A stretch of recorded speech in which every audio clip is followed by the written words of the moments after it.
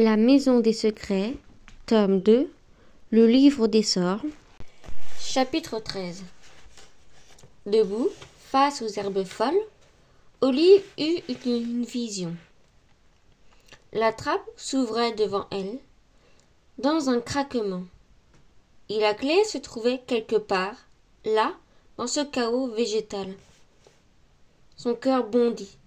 Maintenant, elle avait le livre, elle pourrait, grâce au jardin, ouvrir un grand nombre de portes d'où elle ne soupçonnait même pas qu'elles soient fermées. Dans son dos, la vieille maison de pierre la surveillait. Madame Dunwoody arrosait parfois les mauvaises herbes, mais sinon personne d'autre n'avait touché au jardin depuis la mort de la vieille Miss McMartin. Il semblait même encore plus luxuriant que le mois dernier. Il y avait toujours ces plantes aux feuilles violettes et veloutées, et ces autres qui paraissaient tendues, et aussi des fleurs qui ressemblaient à des yeux, et des baies pareilles à des œufs d'araignée. Olive crut reconnaître au milieu de tout ce fouillis la longue tige verte qu'il avait brûlée quand on avait voulu la cueillir. Et puis le persil, car c'était l'accompagnement inévitable des sandwichs grillés au fromage. Tout le reste était un mystère.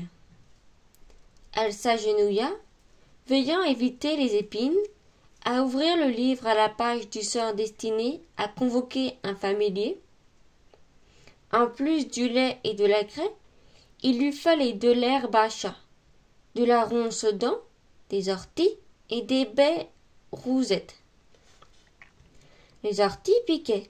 Elle le savait bien pour s'être plusieurs fois aventurée dedans en rêvassant. L'herbe à chat devait sentir bon, du moins pour les félins. Un parfum de thon peut-être. Elle se pencha sur un carré d'herbe et huma profondément. Effluve de menthe et de terre. Peut-être un relent de sang, mais rien de poissonneux. Olive rampa vers la droite en reniflant la haie de lilas frémit imperceptiblement et Olive s'immobilisa. Puis elle reprit, appuyée sur ses talons, et posa le livre derrière elle, à l'abri des regards indiscrets. Le feuillage était trop épais pour discerner quoi que ce soit. Ce pouvait être un chat à l'affût ou cette moucharde de Madame Nivens, ou encore tout simplement un léger coup de vent. La haie était immobile. Son imagination lui jouait-elle des tours? Comme elle se remettait à l'herboristerie, les branches du lilas s'écartèrent, et Rutherford Dewey fit irruption dans son jardin. « Je constate que tu as trouvé le grimoire, » dit-il en époussetant son t-shirt dragon tout froissé. Le cœur d'Olive fit un gigantesque bond, lui chatouillant la glotte. « Mais tu m'espionnais ?» Je ne t'épiais pas à ton insu, si c'est ce que tu sous-entends. Il se trémoussait dans ses mocassins. Un brin de lilas coincé dans ses bouclettes suivait le rythme. Comme tu sais que je te regardais et que je n'ai jamais essayé de le cacher, je pense qu'on peut affirmer que non. Je ne t'espionnais pas. Olive aurait voulu le contredire, mais ne trouva aucun argument valable. À la place, elle colla le livre contre son dos et lança à Rutherford son regard le plus noir et le plus hostile, ce qui ne fit ni chaud ni froid à ce dernier. Il s'avança un peu plus dans le jardin. « Tu crois que le grimoire fonctionne? Tu as essayé des sorts ?» demanda-t-il, en avalant ces mots au point qu'Olive dut les réécouter au ralenti dans sa tête. Elle pressa ses paumes sur la page ouverte. Ses pensées se dispersaient, partaient dans toutes les directions. Impossible de mentir, Rutherford en avait déjà trop vu. Non, répondit-elle, un peu boudeuse. Pas encore. Je cherche les ingrédients, c'est tout. J'essayerai après. Peut-être. Rien n'est sûr. Rutherford s'agenouilla à côté d'elle. Elle ne put s'empêcher de s'écarter un peu. Que cherches-tu? Sans un mot, Olive sortit le livre de derrière son dos et les posa entre eux. Elle désigna la liste des plantes. Intéressant. Herbacea, ortie, débé roussette. Ça ne me dit rien en revanche. Comment vas-tu les reconnaître? Elles ressemblent à des roussettes, j'imagine. Ou à n'importe quelle chauve-souris. Ou à leur nourriture. Rutherford acquiesça.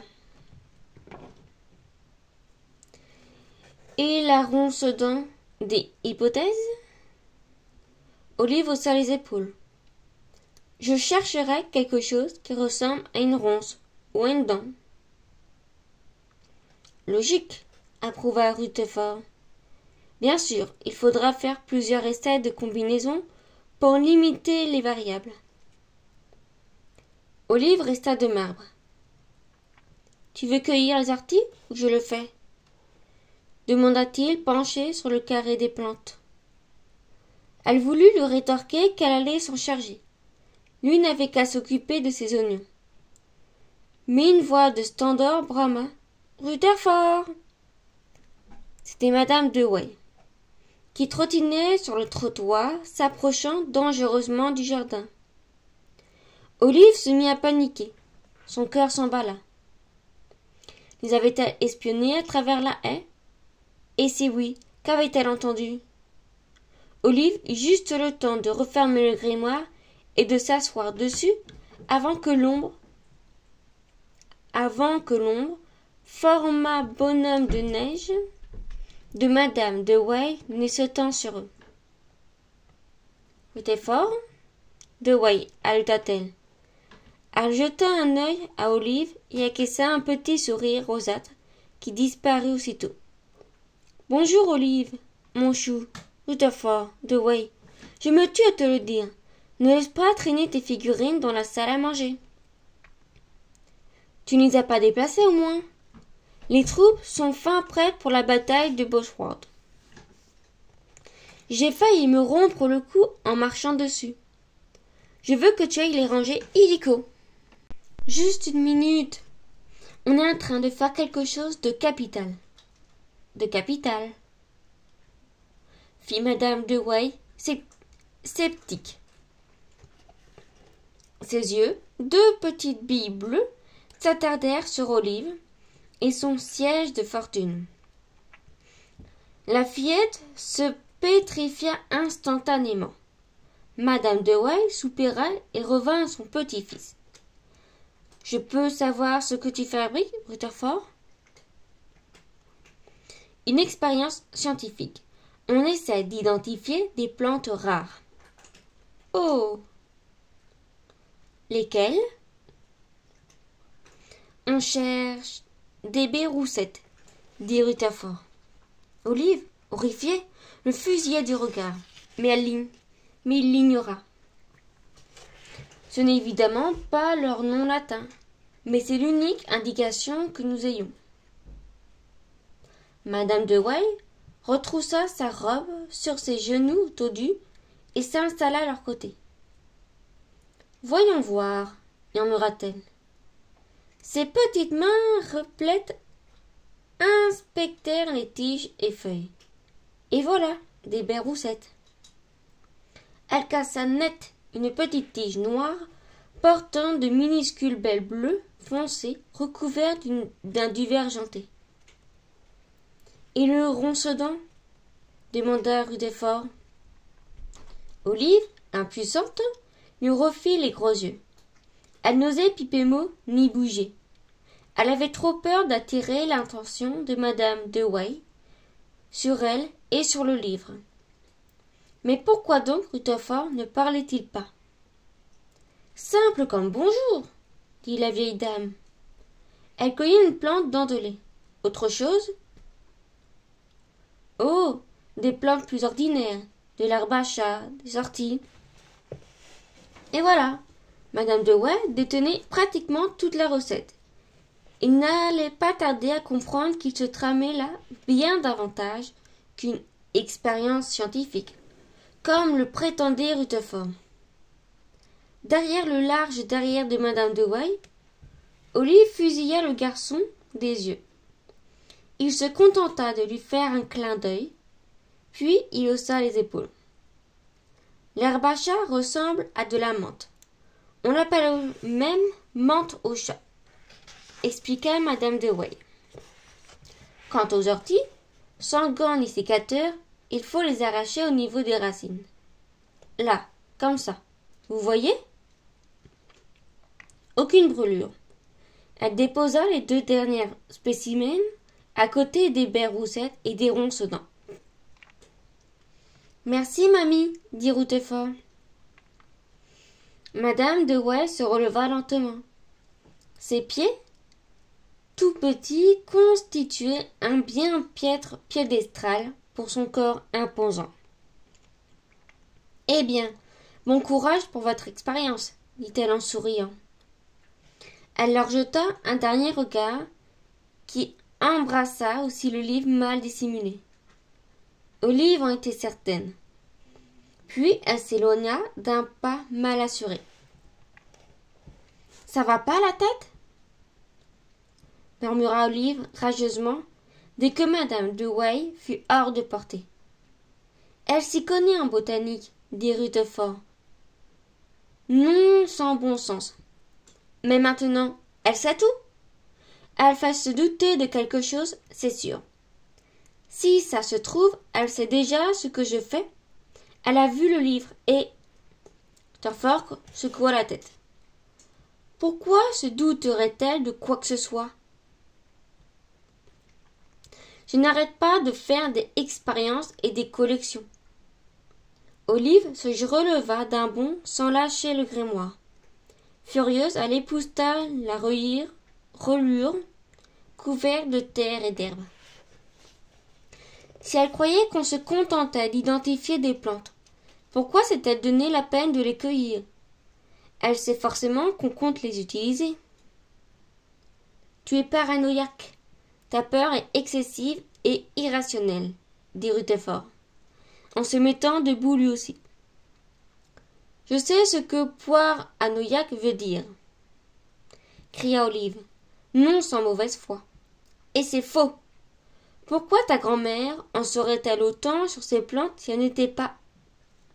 Olive s'arrêta net. Ça ne lui ressemblait pas. Elle parlait comme quelqu'un d'autre. Au poil devuteux et bariolé, aux mines et une peur irrationnelle, elle n'est pas comme tu crois, murmura Hervé, dans sa mémoire. Aucun d'entre eux ne l'est. Elle secoua la tête pour se débarrasser de la voix. Rutherford l'observait, imperturbable. Derrière ses lunettes sales, il n'avait vraiment rien d'un espion, à moins que ce dernier ne ressemble aux petits membres débraillés d'une réunion donjons et dragons. Quand comptes-tu finir l'expérience? Demanda-t-il, en se remettant à se balancer d'un pied sur l'autre. Quand tu auras déguerpi, poussa Olive. Elle haussa les épaules, jetant un œil indifférent au ciel. Le soleil, encore haut, glissait déjà vers l'horizon et la lumière prenait des tons dorés. Ses parents n'allaient pas tarder. Elle ressembla les plantes de Madame de Way, en veillant à ne pas se piquer. Je ne sais pas. Je voulais juste voir si je pouvais trouver les ingrédients. Je ne suis pas sûre d'essayer ce sort. Elle lui jeta un regard en coin. Le croyait-il? Il avait l'air plus concentré que d'habitude. Il ne se contentait pas de l'observer, il l'étudiait. Ses yeux, scrutateurs, ne cessaient d'aller de son visage au livre de ses bras. Je serais curieux de savoir comment ça se passera, dit-il, ajoutant comme une arrière-pensée. Quoi que tu fasses, bien entendu. Sur ces mots, il retraversa la haie. Olive resta seule dans le jardin avec le livre et les plantes. Elle avait l'impression inexplicable de se tenir très haut et de vaciller dangereusement. Fin du chapitre 13. Les 12 chapitres précédents sont déjà disponibles. À la semaine prochaine pour le 14e.